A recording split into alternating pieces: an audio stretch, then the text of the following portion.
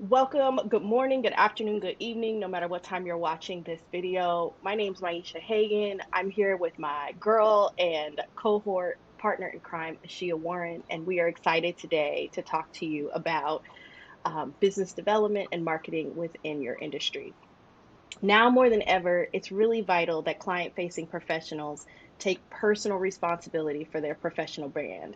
This includes learning to build and maintain quality client relationships, track professional experience, and speak confidently about personal strengths. Absolutely. When done well, individuals at every level can realize winning outcomes for themselves and their companies. In this session, we can explore practical business development and marketing methodologies for seller doers and present formal and informal methods of self promotion and advocacy. So we're excited that you're here today. If you are watching this in replay, we encourage you to check out the chat because there's going to be some resources linked. And if you're here in the Simu Live, definitely engage with one of us in the chat with your questions or comments because we want this to be highly engaging. So I also want to say that we have been very intentional about just setting an atmosphere. So we have our tea, we have our warm beverages, and really we just intend to talk through this, right? So not going to be a bunch of fancy slides, not going to be a bunch of today, third point is, right? We want this to flow as a conversation. And that's also why we want you to engage with us in the chat because you're part of the conversation. 100%. Why don't you introduce yourself so they know who they're talking to? Sure. So my name's Maisha Hagan. I'm the owner and head coach at Beauty and the Boss. My firm is a professional development and career coaching service specifically for women in male dominated industries. My background is predominantly in architecture, engineering, and construction as a marketing professional. And I'm just super excited to be here to really give you some insight, tips, and really strategies of how to really secure yourself in your firm and direct yourself in your career. Awesome. And I'm so glad to be here with you today. My name is Asheya Warren, CPSM, which is Certified Professional Services Marketer. I have 18 years of experience working with architectural, engineering, and construction firms, as well as commercial real estate companies, defining their business development and marketing strategies, as well as their communication strategies. So we've seen the gamut of good marketing and bad marketing, And or poor foolishness. marketing and foolishness. Foolishness. Yeah. And we recognize that there is some level of personal accountability for individuals in the AEC industry and Yeah. in professional services. And so that's the crux of the content of this session, is that we want to kind of bring those two things together to help you leverage your professional experience in your current role and then planning for the future as well, and then also provide some tangible takeaways to help you as you move forward in your career. So with that, I think we're gonna kind of hop into some various little definitions and Yes. descriptions to make sure that we're all on the same page. One of the things that we'll talk about today is a seller doer. And a lot of times I think that term lives in marketing when it's really something that everyone should be responsible for. It's not just the principals at the firm that are responsible for being seller doers. That role kind of should fall on everyone in the firm. And so a seller doer is essentially a person that is always mindful of potential business development opportunities, but they may also be doing technical design work as well, right? And so bringing those two together so that they're responsible for understanding what opportunities may be available, what projects that the company may pursue or their practice area may pursue. That is someone who has to kind of wear two hats. And Yeah. technically, everyone should wear two hats because that's going to help your trajectory in your career path at your architectural firm. Yeah. You got anything to add? Yeah. I mean, I would say if you have any orbit near clients, right? Any orbit near potential clients, then you're already positioned to be a seller doer. And I think it's now we're starting to see in university and college that there is a lot of emphasis on marketing, right? And on that sales process and kind of cultivating those professional relationships. And so we are starting to see a shift, but absolutely, I think if you have technical expertise, right? And you are working on projects, again, if you're orbiting with clients, you should start to think of yourself as a seller doer. And today we just want to give you some tools to help you do that well. Awesome. So, a lot of your firms may have a business development principal or a technical person who is has shifted over into a business development role. And really, at the end of the day, there's a difference between business development and marketing. um, those two functions should relate together, and a lot of times we see them siloed, which is a challenge. But as we mentioned before, if you are a seller doer, you are wearing a business development hat regardless of if you want to or not, because every interaction is a possible business development opportunity for either you as an individual or the company that you are currently working for. And so, really, business development is cultivating those relationships that can provide insight in the future. That's a very simple way Yeah. to think about business development. It doesn't have to be that you've got sales quotas or Right. anything like that. And in fact, in this world, I don't even really like to talk about sales because that negates the whole point of relationship. And so, business development can be any connection that you have with an individual who can help propel or move you forward, right? So that's providing insight into how you could develop a design strategy, either because they have stakeholder understanding that's at a deeper level than you have at the surface. Yeah.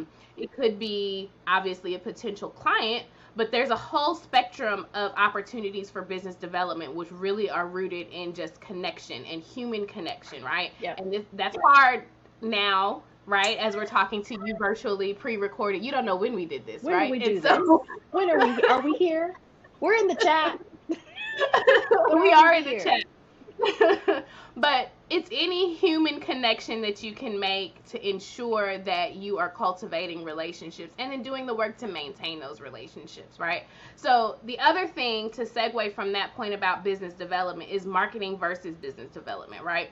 So Do we have marketing to is the say strategic. verses?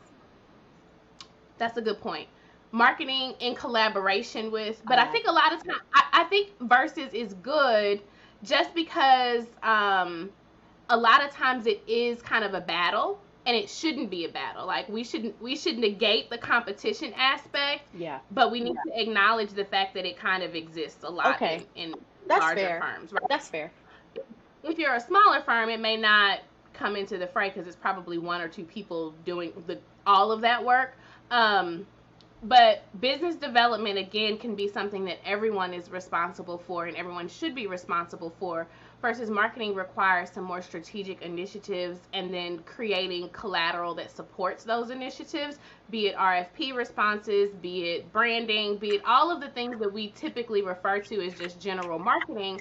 But how does that fit into the business strategy and goals? And that's how you can kind of make those two connect, because marketing will have their strategies, business development obviously can come in and support those, and then you have a more defined process. Yeah. So here's an example I think of what that looks like, right? Marketing is a business department, right? Just the way you have accounting and you have legal, you have marketing.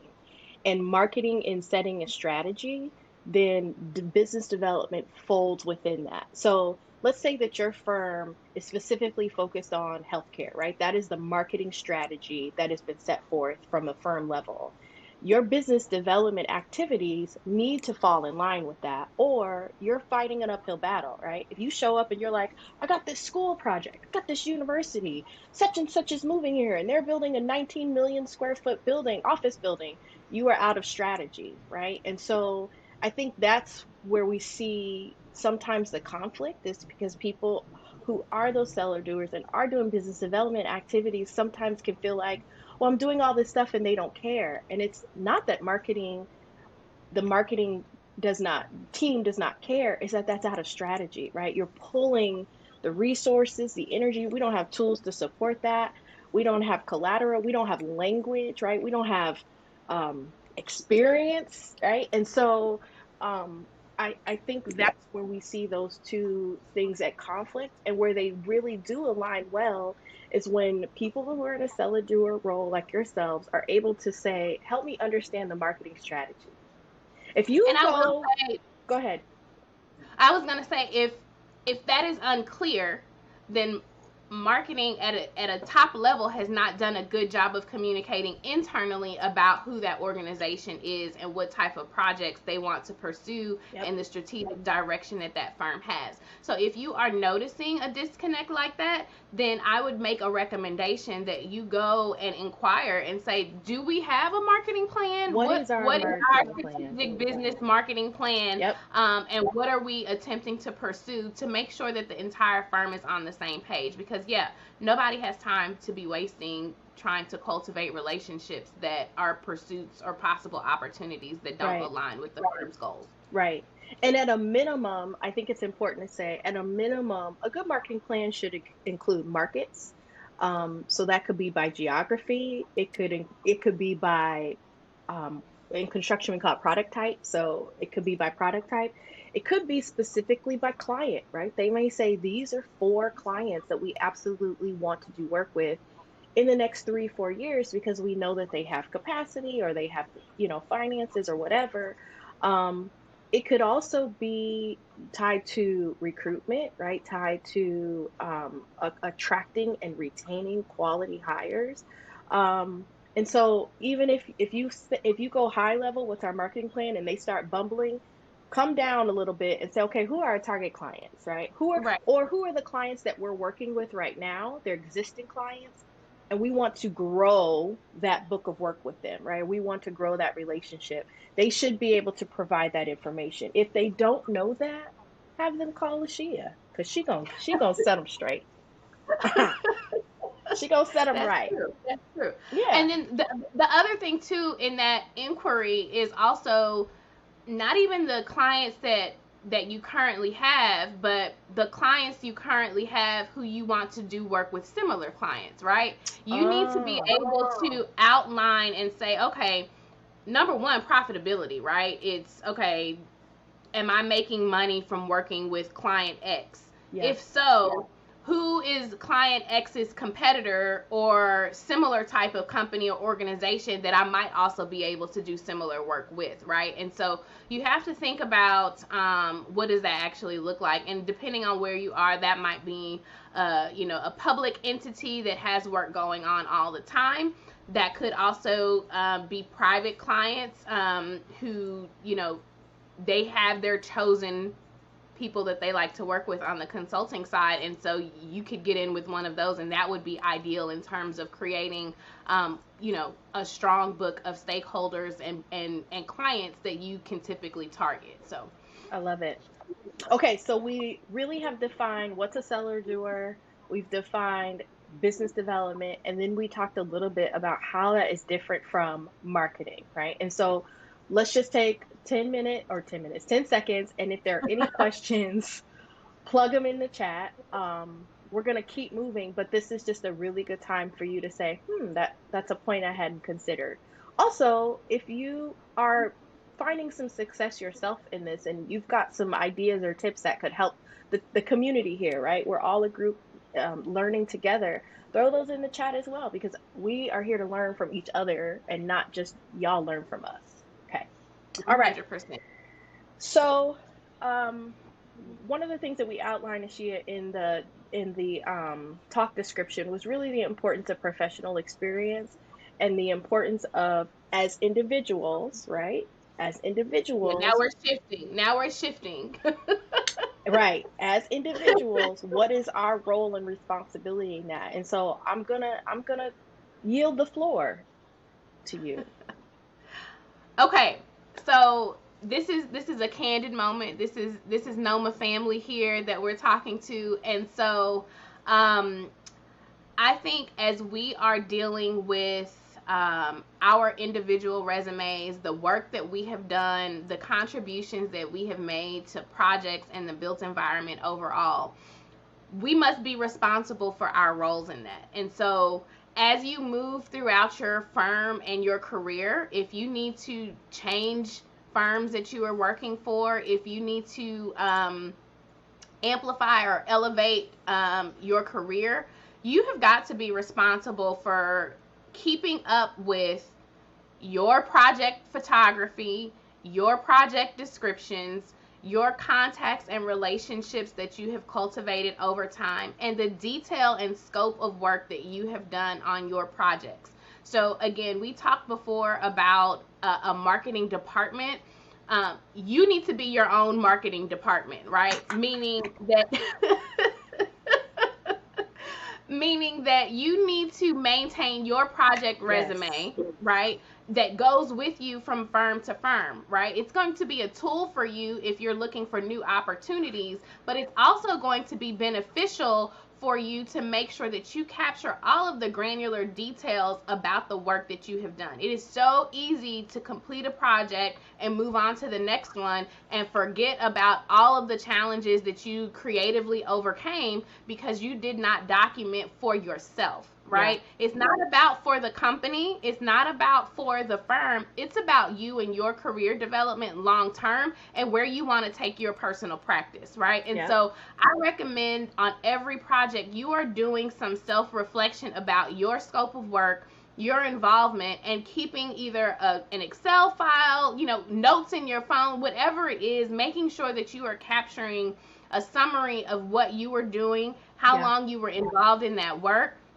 When they do get final photography, if that's on the marketing team, ask for a photo. Can Yeah. I What's your have a best photo? photo? Hmm. With Get that right. Also, your own photography, right? So is it photography of you? Your headshots. Obviously, I've seen so many people transition from firm to firm, and firm A had their headshot. For whatever reason, they didn't get a copy of it and went to firm B with no headshot. Like, we Mm. can't not be having headshots in 2021. Like, that's that's not okay. So again, the things that you can be responsible for, that what you bring to the table is important, right? And so I Yeah. think at the end of the day, that's the key takeaway. Nobody can bring you to the table better than you, right? And so how well Again. Again. With the facts. Again. Yeah. how well can you package who you are and what you've done? And we'll talk a little bit later about like your resume and how this is different than your employment resume, but this is something that's really important for you to kind of have for yourself, that when you need to pull out your receipts, these are my receipts, right? Hello. So you have anything to add to that? I'm an absolute fan of this because as a career coach, where I'm leaning in with people a lot is cultivating their ability to advocate for themselves. And that Mm-hmm. is not just in a conversation of your review about how much your raise is going to be, but it is all the time. All the time, you should be able to speak well about who you are, what you do, how you're doing it, right? All of the And things. it can be very, very difficult to think back more than a month, more than 2 months, more than 3 months, right? And so having just a tool that you use consistently and regularly, and maybe consistently and regularly is once a month. Once a Right. month, you take a Friday afternoon and you just go in there and you just drop some bullets and some notes and you add a couple things and you say, hey, I'm not telling you to download the project photo from the website. I'm just saying you can download the project photo from the website, right? And you just have you're just keeping yourself together because not only is it important externally, right? If you are looking for a new opportunity, it's important internally when you do sit down to have your review, when you do hear that there are promotional opportunities, when there is a new project coming in the pipeline that you want to align yourself with and you're excited about. People don't know what you've done. Your boss does not know what you do. They know what you produce, they don't know what you do. And so having that at your disposal gets you ready to get in those conversations well and to show up well. And it's very different from, well, here's my credentials and here's my degree, right? That's an Right. employment resume. We're Right. talking about really your experience, and it's incredibly important. So, Shia, what should be included in that? Because we're telling them why they should do it, right? And we're saying very high level, this is why, but tell them what should actually be included in that. In your professional resume, we In your, yep, need we need 100% detail on your projects. I don't care what firm it was for, right? It could be one of our large international architectural firms, or it could be a small local design practice, right? All of that is fine and dandy. The scope of work, if they were the architect of record or whatever, is kind of irrelevant in terms of the project experience. It matters, but you want to make sure that you are capturing the size, scope, and detail of the project, and particularly your level on that. So if your firm was assigned the interiors, what scope of the interiors were you responsible for? Okay. And how did that fit into the larger project? But you need square footage, you need completion dates, you need overall project value, you need your company's contract value. You need to capture all of those details about the project, because it's not only going to benefit you, but if you change firms and you go from one company to another, when you get there, that marketing team is going to appreciate the fact that you already came in with the information that they're going to need, and it's going to end up benefiting you as well long term, because they won't have to figure out what you bring to the table. Again, you've brought your best self to the table, you've presented it easily. They know they can shoehorn you into these other opportunities because they already know that you're capable of doing this work, because you've already demonstrated, I have experience and I know how to solve these problems, right? That's right. And so making sure that you're capturing, again, your level of detail on the project, but then also overall at the top, what is that project? What did it entail? And how did you plug in? What about relationships, those client relationships? Absolutely. So I am a huge advocate of the zipper method. So a lot of times we expect principal level people to be the ones responsible for cultivating relationships, when regardless of your role, you're interacting and collaborating with people every day, right? Both internally and externally, at consulting firms, on your design teams, with owners, with the contractors, right? So you are cultivating relationships all of the time, regardless of your entry point into either that project or to your professional career. Yeah. So maintaining those relationships as people move forward in their own careers, you are creating a zipper, if you think of it, of moving up to the top. So as you are at the bottom and you're trying to cultivate these relationships, the more that you move up, the tighter those become, right? And so you have to be responsible and mindful of doing that work of reaching out to people, making sure that you keep up with folks, right? Yes, LinkedIn is a great tool for that, but be careful about the overly promotional sort of aspect of self-promotion on LinkedIn. It's a delicate dance, right? I'll fight with you on that. I say promote yourself until they're sick of you. Be obnoxious, okay? Get out here.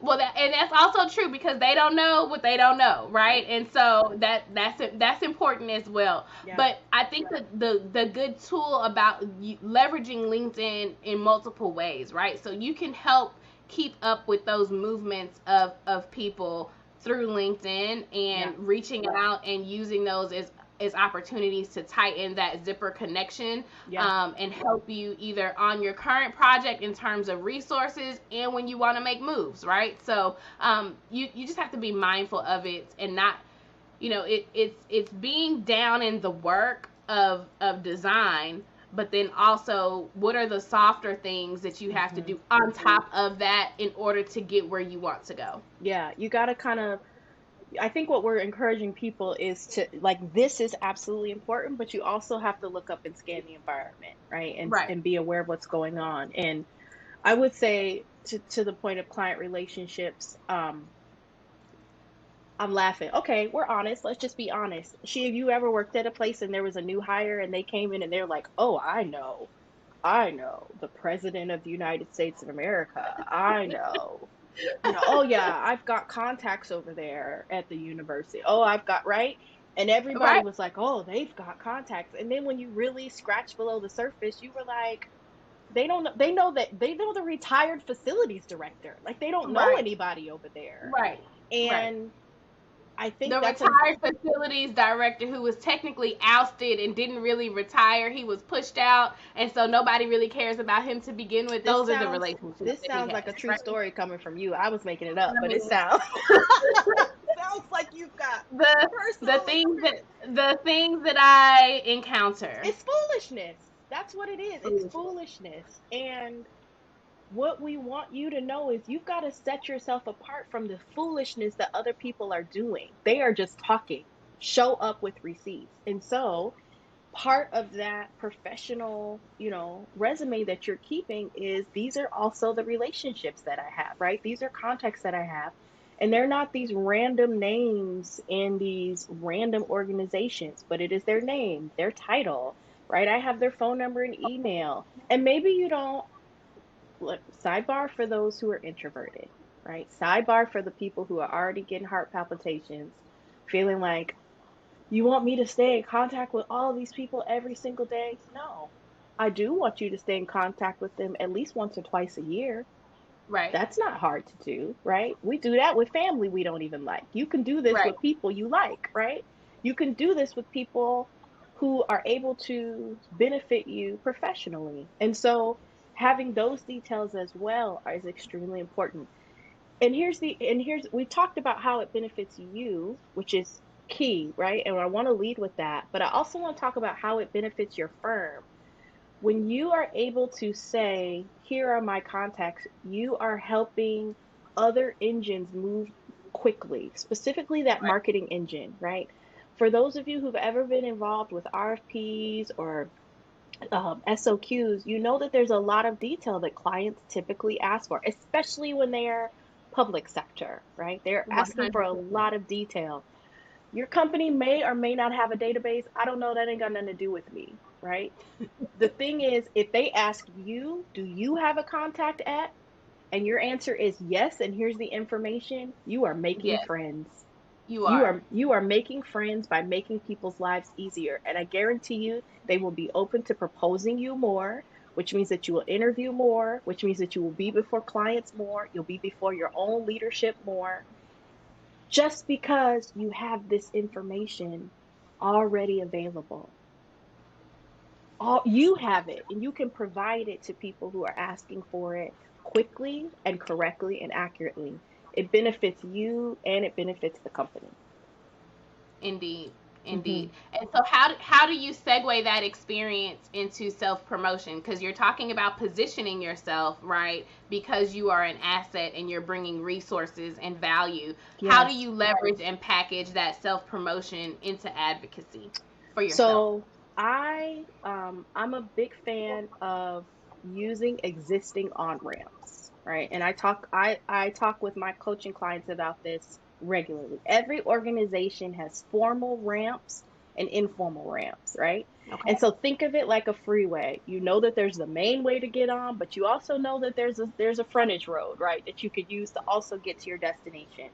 So formal ramps are absolutely any reviews that you have, right? If your company has a formal review process, maybe it's quarterly or it's, twice a year, at least once a year, you're probably having a pretty significant conversation with your direct manager. Um, how well are Hopefully. you? Hopefully. Hopefully. No, no, no. I Because understand. I've heard a few instances where, and these are some other dynamics that factor in terms of equity and access, as we're talking about the structures of our organizations, which could be a whole different presentation. So Do I need to grab the glasses? maybe, but I've heard of instances where people get their annual review punted for whatever reason. They can never get it scheduled. There's always something that's a barrier to that, which could be a huge red flag, right? We're in the Very midst much of this so. whole social media thing with the red flags. Like, that is a huge red flag happening Hmm. right now, right? Is um barriers to advancement, and they are the ones that you can't necessarily track. So if you can't get your one-on-one, what do you do? I don't care. You make it happen. You corner them. You corner them in the bathroom. Okay. Okay? You go in the bathroom and you know how men skip urinals? Get to the urinal right next to them. Make it happen. We got to get in here. You know what I mean? I Again, informal now. That's what Right. you're going to. You're going, well, so I worked last year part-time at a transportation engineering firm, very small firm. They did not have an onboarding process, right? So, which means that at 90 days, they didn't have a, hey, how you doing? We want to check in with you. I did my own. I did my own. Here's my job description. Here are my observations over the last 90 days. And here's my recommendation for what my job description should be. Because the Mm, thing that you have listed, it makes no sense for me to do. You have a seller doer model. Why would you now put all of that into one person and slow your machine down? right. That's probably not the best thing. But here's an opportunity. And they were like, that's amazing. That sounds great. Let's do it. Right. So again, when we're talking about self advocacy, it's led by the self. You got to find a way in there, right? And let me say this: I understand that we as people of color are dealing with some things that are ambiguous, but we know they're real. Those Mm-hmm. things, that's where coaching comes in. And I'm not self promoting myself, but I am saying here's where coaching helps because you have a unique landscape and you need a guide through your own landscape, right?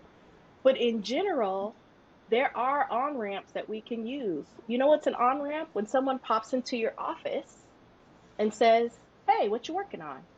How you doing?" Yep. And you Yep. say, "Oh, same old, just different." You know what I mean? Or, "Oh, I'm so busy. Oh my gosh, I'm so busy. I don't have a lot of time." That's not the best answer. Not because Right. it's a missed opportunity. Let me say that. Right. It's a missed Right. opportunity where you could say, "Hey, what you working on?" or "How you doing?" And you go, "Man, you know what? I'm actually doing pretty good. I'm working on the ABC project, and I'm responsible for finishes, and it's going really well. We got a final, presentation or whatever coming up in 2 weeks."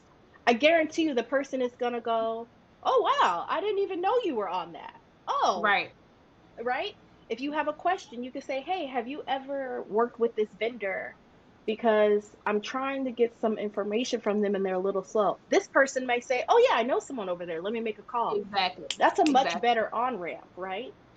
And that's again those silos, right? And how you're breaking those silos and vacuums of communication and cultivating better relationships because then you have a shared experience at that point. Yes, yes. I think other on ramps are if you have a client um, survey, right? Or if you could, even if you don't, informally, can you get a quote?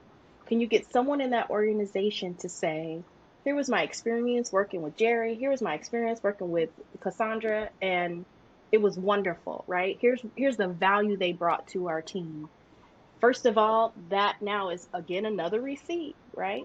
Um, it shows that you've engaged with client. It shows so much that Listen, you brought testimonials about working with you as an you're getting individual free to the stuff. marketing department. Free Let me stuff. tell you. You're getting free stuff every because they Because order stuff and they don't give it to everybody, but you're getting the free stuff. that's a whole other layer of icing on the cake, right? Like we talked before about making sure that you have, your laundry list of your accomplishments. But if you come in with testimonials from people who are at other organizations that you have worked with, that is marketing gold. I talk about it all the time. What is the marketing gold and how do I get it, right? Like I have to mine for it. I have to dig deep for it. Yeah. And you're just handing it to me here. That's a win on so many levels because then they can shape that and integrate that and you will definitely be on more high caliber, higher visibility projects just because you are again coming to the table with those receipts that Yep. you've earned. Yeah. So I think here the takeaway is if you have a desire within your career to make leaps and bounds, right? And to progress and move and whatever that looks like for you. What we're really saying to you is this is an avenue by which it can happen. Is it important that you do your work well? Absolutely. I have no doubt that you are amazing at what you do. Is it important that your leadership, right, your direct manager is aware of what you do? Absolutely. This is where those on ramps come into play, right? But what we're telling you is secret sauce. And secret sauce is if you have a marketing department and you start to be valuable to that marketing department, you're going to see trajectory. I Absolutely. guarantee it. Absolutely.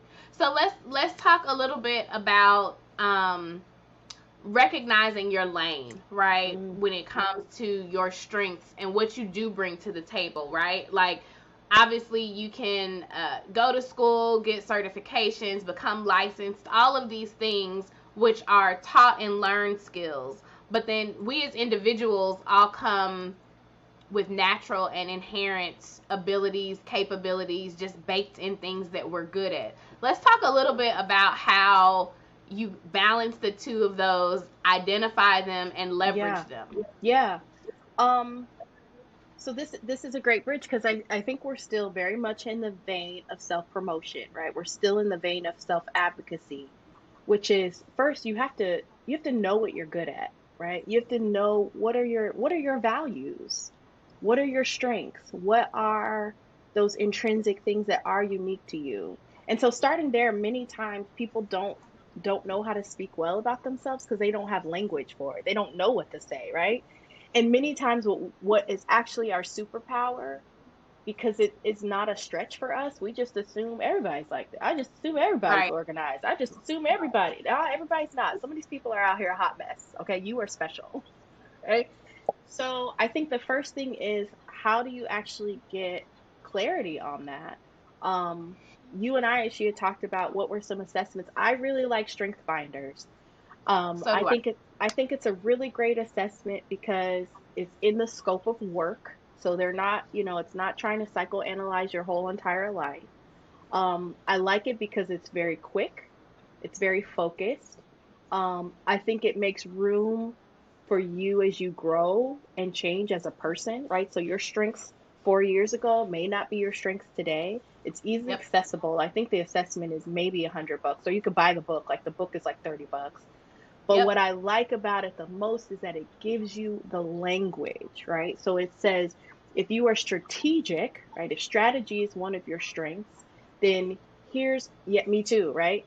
Here's how that becomes applicable. Here's how you can use that. Here are environments that you probably do very well in, and here are environments that you don't do very well in. So, Asheya, I know you pretty well, and I'm gonna introduce you to the group.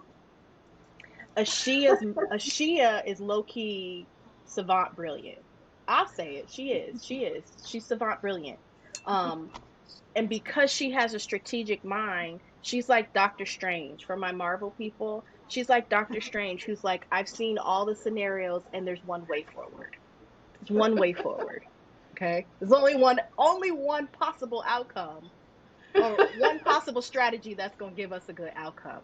So when Asheya is sitting in a meeting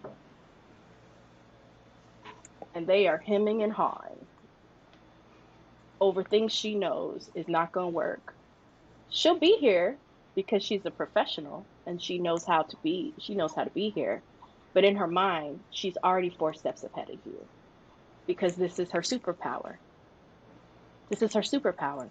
But if she doesn't know how to communicate that, right?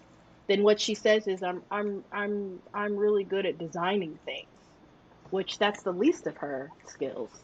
She pays people to design things. Her mind, it's her mind. So, am I right, first of all? Yes. Glazed Yes, you are. over. She's like, I'm trying to be here, and also I've already solved this problem, and we're ready to move on. My point is, having the language is incredibly important.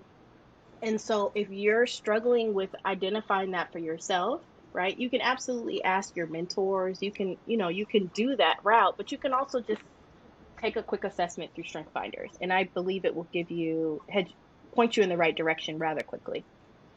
The other awesome thing about Strength Finders, though, is that it also gives you the space to realize there are certain things that you don't need to expend energy trying to resolve or overcome, right? Sure. It gives you the grace and the space to say, here are the top 5 things that I know just come naturally for me and I Yeah. can excel by leaning into those. And these bottom 5 things, I'm probably never going to be good at, right? So I don't Right. need to expend my energy trying to overcome the fact that I'm not good at those. What you can do is use that to figure out, okay, well, if I'm great up here, who can help me fill in these gaps down Absolutely. here, so Yeah. that you can have a partnership or recognize that these are the areas that you're going to thrive in versus the areas that you don't even need to expend energy in.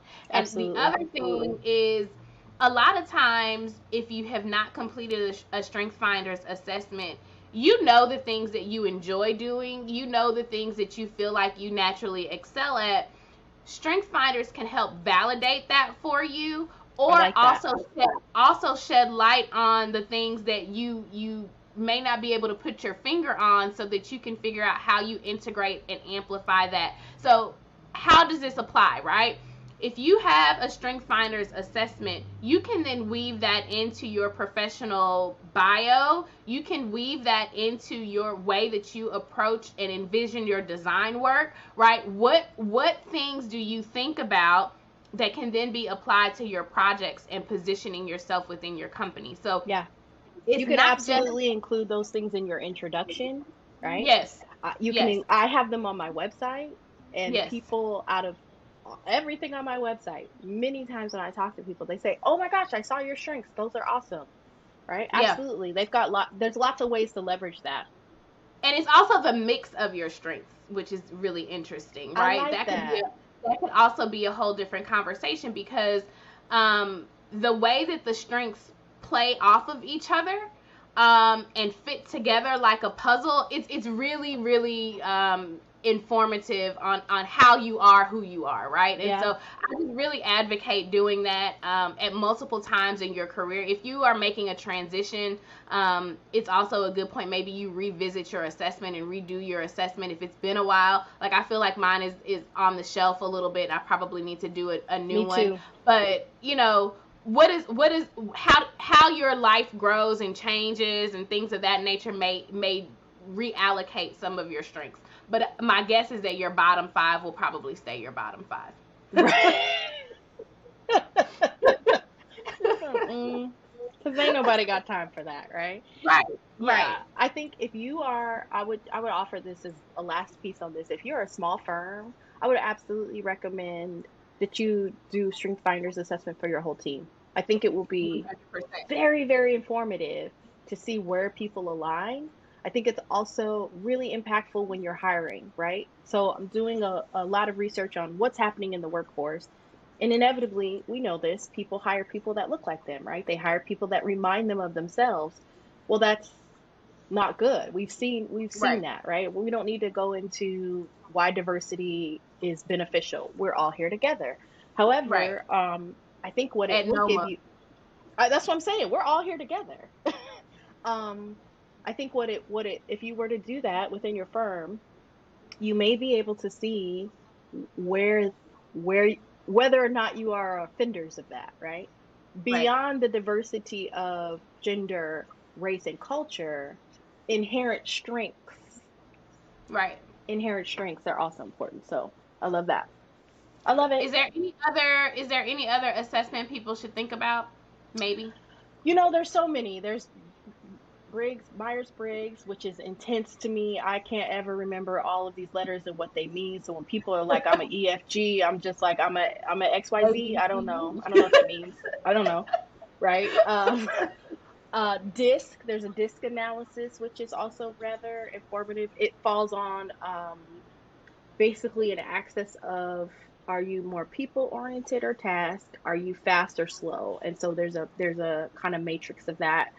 Um, Interestingly enough, Ashia, I have very little D. Mm, Mhm. okay. Mhm. Right? Hmm. High C, high S. Okay. I can So flex the see, I, it exhausts me. see.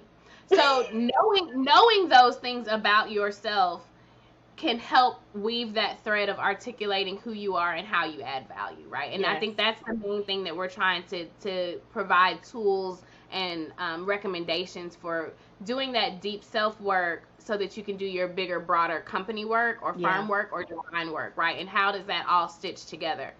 So we talked earlier a little bit about tracking these things and informing your principals and project leads and managers about what it is you're doing every day. Um, And one way to do that is what we call a coup report, which is an acronym.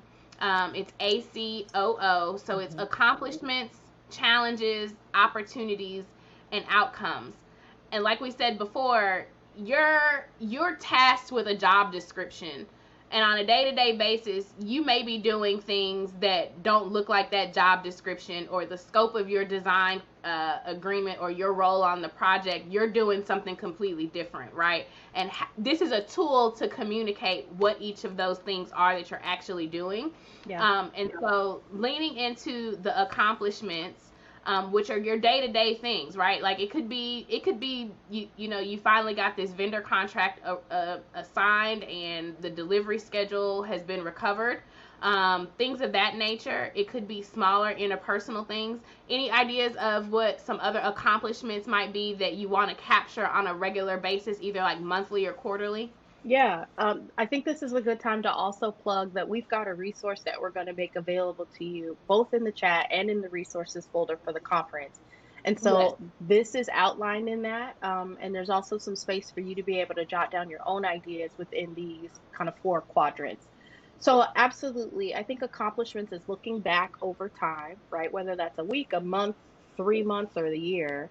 And so it's things like new processes, procedures, or systems. I think any awards or certifications, absolutely project successes, right? Did you hit deadlines? Did you hit budgets? Were clients pleased?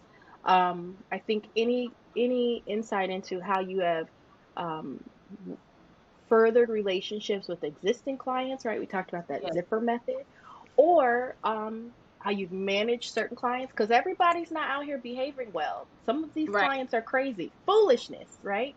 How were you able to manage them well, manage their Right. expectations? Those are all really important things. Absolutely, their revenue pieces. I think what's also really important is how many how many proposals were you included in, right? How many shortlist interviews did you go to? Because Right. that's also face time, and it's you presenting yourself, but also you representing your brand. Um, And I will interject there as well, right? As we're talking about how many proposals were you included on the project team for, if you're not aware when you are being proposed on project teams, that's another one of those red flags, right? You need red, to red. you need to make sure you are connected enough to say, hey, I'm being proposed on this project, I'm not being proposed on this project. That gives you a lens into how your firm sees you, how valued you are, how respected you are. There are some kind of between the line things that are important for you to, again, self manage, right? Mhm. And so if you have a disconnect and you never know when you're being proposed on a project, it may not mean that you're not, but it also means that you can't track when you are, right? And so you might just get this assignment and be like, oh, you're added to this project team. That then negates the fact that you get that FaceTime. You may not be in the interviews. Like there are all of these things that you may not have access to just because you're not aware, right? And so if you're Yeah. not ingrained in that process and at least aware when you're being included on project teams, that's something for you to critically think about. How do you either intentionally go and find out, or change a process at your firm? I'll be Yeah. quiet now. No, I mean, I think that's great. I would say I think it's a courtesy that the marketing department should lead, right? If they are put, it's like if I put your name, it's like if I added you as a plus one to go to an event and didn't tell you. Yeah, And then I'm just disregarding what you have going on, right? Like I it should be a happens little all bit the more time considerate. though. I do too. I do too. It But happens I all the think a time. easy solution is to just say to the marketing team, "Hey, just FYI, maybe one thing you want to do is when you know you propose a team, just shoot that team an email, Yep. right? Shoot that team an email that just says, "Hey, FYI, submitted your name on this work. Here's the scope of work, or here's the job description, right? Yep. Just FYI." Because the outline of that is, if you do have to interview, if you do win the work and now you're responsible for delivering and performing, how does that work with the rest of your workload, right? There's a lot of implications there. So I don't know. I feel like just ask your marketing department, hey, let us all know, instead of you Right. trying to track people down, because that's ridiculous. Right. So Foolishness. beyond Yeah. accomplishments, you can Yeah. also capture, we recommend capturing challenges in this report, right? And Yeah. again, it's not, I'm using the word report, but it's just a way that you've captured some bullet points. But challenges can be day-to-day challenges that you've encountered delivering your work, challenges either time related, budget related, decision making related, again, dealing with clients and their decision making timeframes for design work can slow the entire process down. And so being mindful of where those roadblocks are and capturing those is something that's really important, because again, those barriers may be assumed to be a different cause, right? And if you've articulated the why along the way, as opposed to having to justify it later, then you're better Yeah. positioned to maintain and share why the project outcome ended up the way that it did, as opposed to just being like, it happened, right? You've got something to substantiate along the way, right? Yeah. Any other challenges you can think of that would be good to share on this kind of regular report? I think if you're having some knowledge gaps, right? If there's just something that you are like, I don't know what I think. Let me say by this. Start by saying this. I think sometimes there is this feeling that you don't want to be vulnerable, right? And you don't want to let people know what you feel like you need or what you're missing. I don't agree with that. I think it's incredibly important that you voice. This is part of self-advocacy, is saying, here's what I need, right? Here's what I'm missing, whether that's knowledge, tool, or resource. And it is the employer's responsibility to respond to that. You're not the it's not your job, right? That Right, ain't got nothing to do with me. And right, so being always professional, always respectful, but also being honest and saying, this what I'm missing something here, right? And so right. either I need support, or I need a different tool, or I need more of your time as my manager to help guide me through this, because this is not my level, my area of expertise, and I'm actually learning how to do this. You got to be really, really transparent, I think, about that. 100%. So the next letter in AKU is O for opportunities, Yeah. and these are not necessarily restricted to like opportunities with the client, future opportunities, meaning future projects. Obviously, that could be part of it, but it's also opportunities where again you can improve processes, things that could change the way that your department or your design group approaches work, right? Process improvement, opportunities in terms of positions, right? Do you see that, there's this bevy of work that we've outlined as a challenge? Is this an opportunity for us to bring in a summer intern now to take on this work, right? And so now you're being strategic Yes. about ways that you have identified issues, but then also come up with solutions, right? And so that's not just siloed to your design work, although these could be opportunities related to implementing design in projects as well. Yeah. Any other opportunity ideas that you can think of? The only thing I would add is that I think it's incredibly important in not in your most important conversations. I think it's important that you turn from looking from the past and from what's right in front of you currently to looking forward, and to be regularly communicating where you want to be within your career or within the firm, right? And so the reason why that's important is because people cannot help you get to where they don't know you want to go. Right, And for sure. what we don't want is people assuming that they know what you want for your career. And so I want to encourage people to take, if you're dividing a meeting into four quadrants, pick one piece where you're just spending a little bit of time talking about forward, right? I'm reading a book called How Women Rise. It's a complement to another book that's called What Got You Here Won't Keep You Here. And particularly, one of the things that it talks about is how um, many times women feel like my work speaks for itself, but that's not how men process. And and for the most part, this is a male dominated industry. I think it's an applicable piece whether you're male, female, or whatever gender you identify with, which is open your mouth. Right.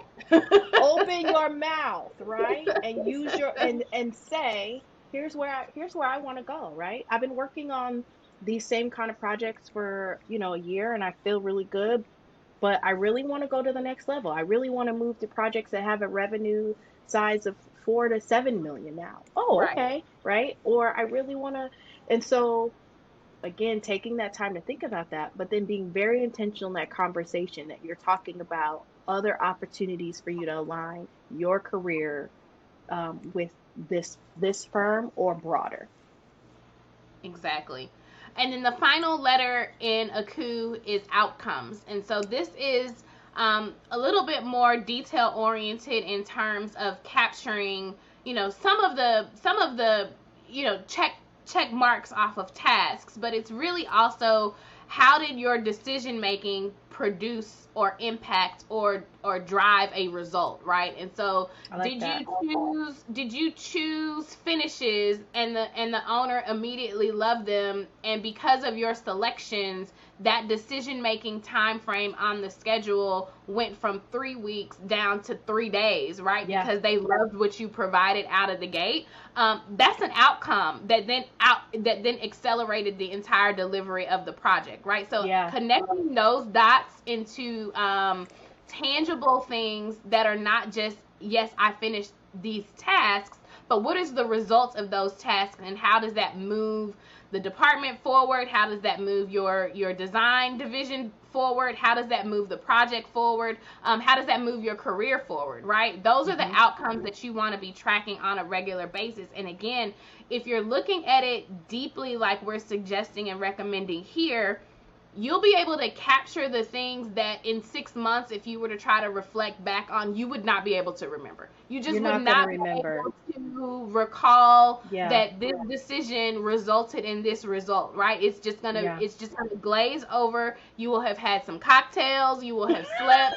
you will have some other deadlines, and it's gonna disappear, right? And so making sure that you Right. remember that, hey, I consciously did X and it resulted in Y, and then it had this result. That's the things that we're trying to tell you to tactically capture as frequently as you can. And honestly, this ACU report, if you spent some time at the end of each week, like we said earlier, and just jotted down the things that have happened, that's probably the best way to do it. And then maybe carve out an hour at the end of the month to distill it down into something that makes sense. At least Yeah. it's fresh enough that you've captured the points along the way, and you're not trying to like beat your head against the wall Yeah. and be like, I remember I did this and with this one vendor and he got on my nerves, and now we finally settled. Like, it's too much. It's too It's much. too We all much. have too much going on. So do it as you can granularly,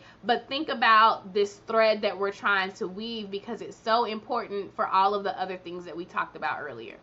Absolutely. Absolutely. I mean, one scenario that I can tell you where you will absolutely feel the relief of having done this is when you are preparing for your annual review, because the pressure of trying to think back and figure out this form, and are they going to give me a raise, and I got to pick up kids, and it's winter. It literally, your brain can't think because you're feeling the pressure of, I have to do this in a certain way in a certain amount of time, right? And so having it at your disposal that you can cherry pick and go through and really then shape the narrative, right? Right. Shape the narrative, because you've got the content to be able to do that.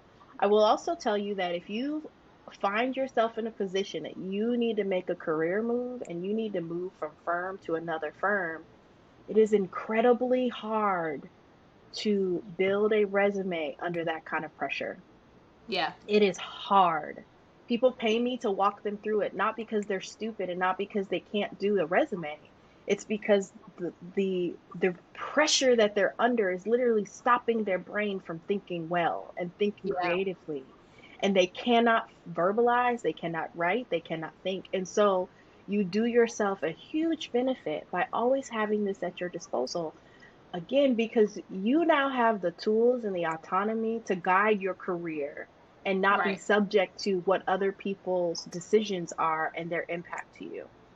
And if it's still a struggle, you now have a resource that you can come to help you make those decisions and Yes. strategize about your next steps, which I think is so important, right? We don't have to do this work in a vacuum, right? No. We can align and support one another, and I'm just happy that we now have shared this opportunity for all of you to kind of start thinking about how you're tracking and capturing all of these things. Yeah. And the interesting thing about the ACU report is whoever you report to, surprise them, right? Like, this is not something that Pleasantly they're surprise asking them. for. Yeah. Right. This is not something they're asking for. It's not even something that they know that they need. But once they start to receive it on whatever schedule you decide, you could just send a quick note and say, hey, I've been thinking about how to best capture all of the things that I have going on in this particular role or in this particular project assignment. Just wanted to share this with you. Whether they read it or not, they may skim over it. They may skim it and be like, I didn't know this person was doing all of this. No, because your boss does not know what you do. Tell them. They Lean into don't. that so much. Your boss does not know what you do. They have their own job. They're not thinking about you. They have their own job. They have their own manager. And so you have to inform them. And the thing is, what Asheya is saying is spot on. Whether they ask for it or not, you give it, because you will be top of mind for all the right reasons. Right. You and ultimately, many times when it comes to opportunities, it's not who's the most qualified, it's who's top of Best mind. position. Yeah. It's a And best. game. Yeah, it's a game. It's a It's a game. game, and we're learning how to play the game well. That's it. So I think we've covered the bulk of all of the information that we wanted to Yes. share with you. We hope that you appreciated the casual, conversational structure to our session here. And again, like we said, we're in the chat. We've provided some downloadable resources for you and some takeaways for you to kind of utilize this information in an easy way. And so thank you for joining into this session. What you got to say? This was fun. I like this. I really enjoyed it. I enjoyed our conversation. I thank you. Thank you for inviting me to your party. Not my party. Thank you for inviting us, NOMA. I hope y'all are having a great Yes. time in Detroit for the 50th anniversary. And thank you for again tuning into our session. Have a great day. Bye.